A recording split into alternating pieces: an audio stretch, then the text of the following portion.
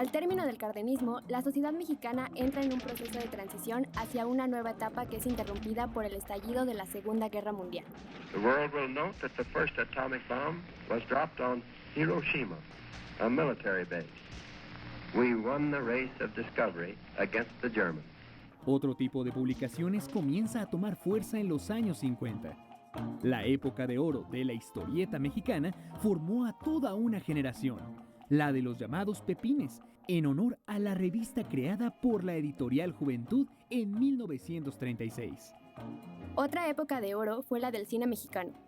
El contexto internacional de la Segunda Guerra Mundial favoreció a la industria cinematográfica. A partir de la década de los 40, se multiplican las producciones, surgen estudios, aparecen nuevos artistas, se unen compositores, guionistas y escenógrafos para que el cine nacional alcance su mayor eficiencia técnica y formal. María Candelaria, de Emilio, el Indio Fernández, fue galardonada con el Gran Premio del Festival de Cannes, convirtiéndose en la primera película de habla hispana en obtenerlo. Diferentes melodramas demuestran la alianza entre el cine industrial y un programa estereotipado de representaciones, tanto de género como de clase social, que subsistió por generaciones dentro de la cultura popular.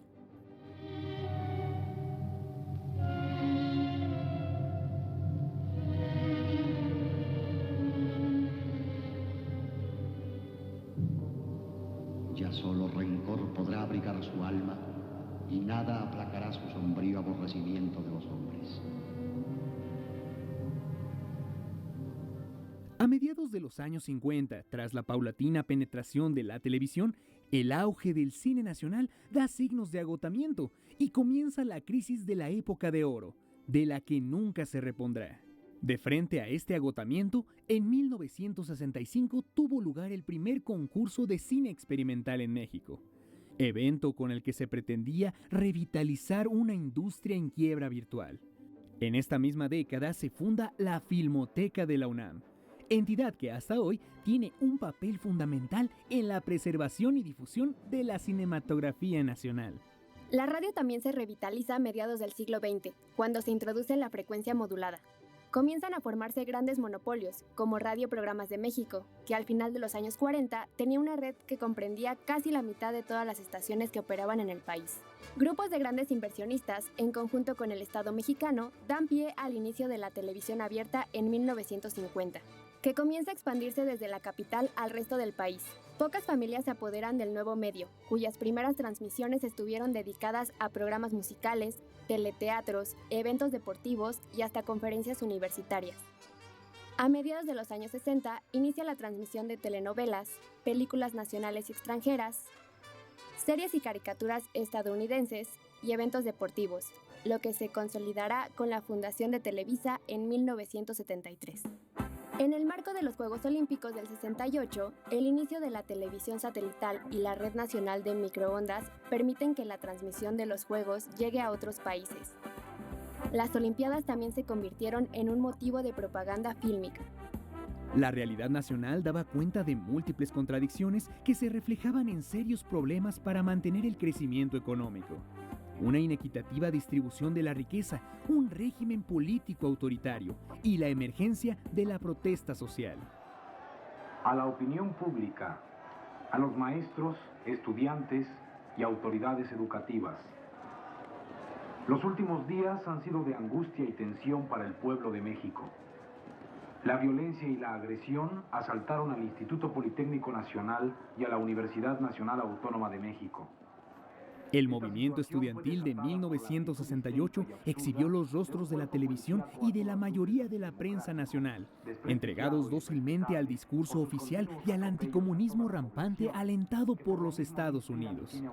Alumnos de los talleres de grabado de la Academia de San Carlos se encargaron de diseñar la gráfica del movimiento. En 1963 se funda el Centro Universitario de Estudios Cinematográficos. Años después, sus estudiantes documentarían el movimiento estudiantil del 68. Los más altos centros educativos, Morelia, Tabasco, Sonora, etc. Actúan con mayor saña y se respeta menos la Constitución por parte de las autoridades. La libertad está cada día más reducida, más limitada, y se nos está conduciendo a una pérdida total y absoluta de la libertad de pensar, de opinar, de reunirse, y de la libertad de asociarse. La crisis del milagro mexicano, que duraría casi 2 décadas, se vio reflejada también en nuevos movimientos contraculturales que, rebeldes ante las políticas represivas del gobierno y las tendencias económicas y bélicas internacionales, desarrollaron múltiples estéticas de resistencia. Todo esto fue recogido por el ente de Graciela Iturbide, el impulso de los fanzines y otras documentaciones de la contracultura en México.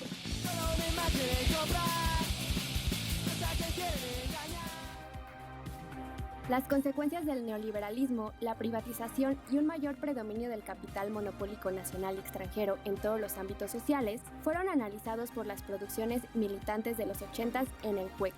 Siguiendo el impulso de Proceso, la prensa fue diversificándose conforme llegaban los 90. Cobraba mayor importancia la información económica y la metropolitana hasta que irrumpió en los medios la cobertura del levantamiento zapatista, uno de los resultados de la creciente violencia y los despojos que acompañan el desarrollo del régimen neoliberal. Desde el sexenio de Salinas se había intentado poner orden en la relación prensa-gobierno, especialmente en materia de compras publicitarias.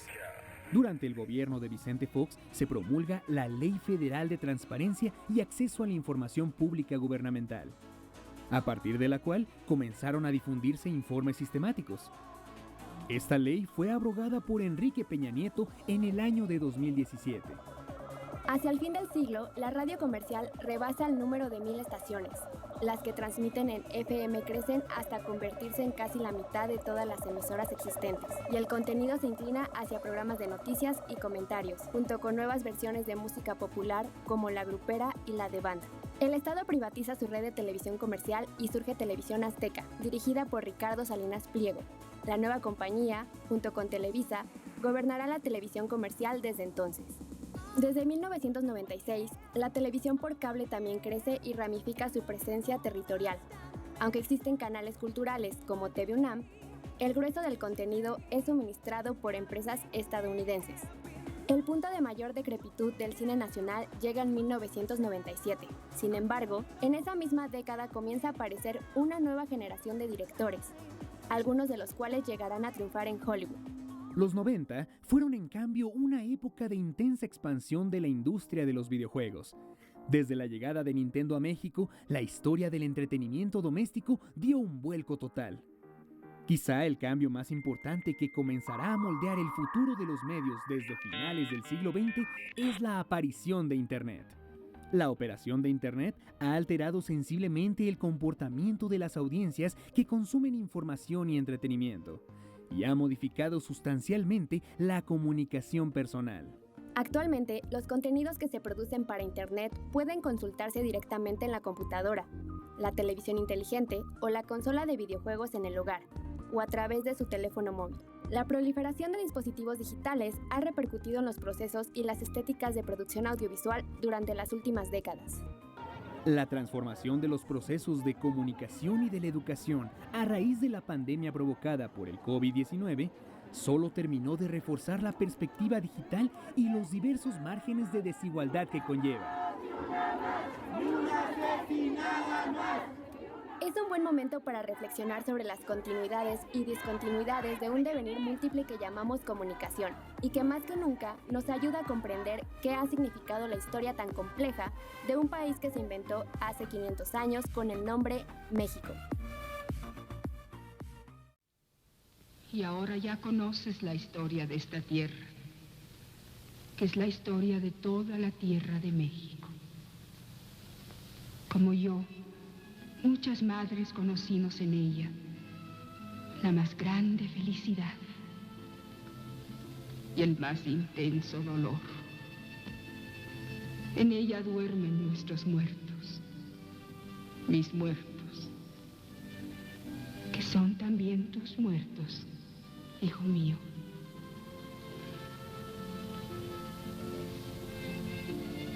La sangre derramada en tantos años de lucha por miles de hombres que, como tu padre, creyeron en el bien y en la justicia, no fue estéril. Sobre ella se levanta el México de hoy, en el que palpita una vida nueva.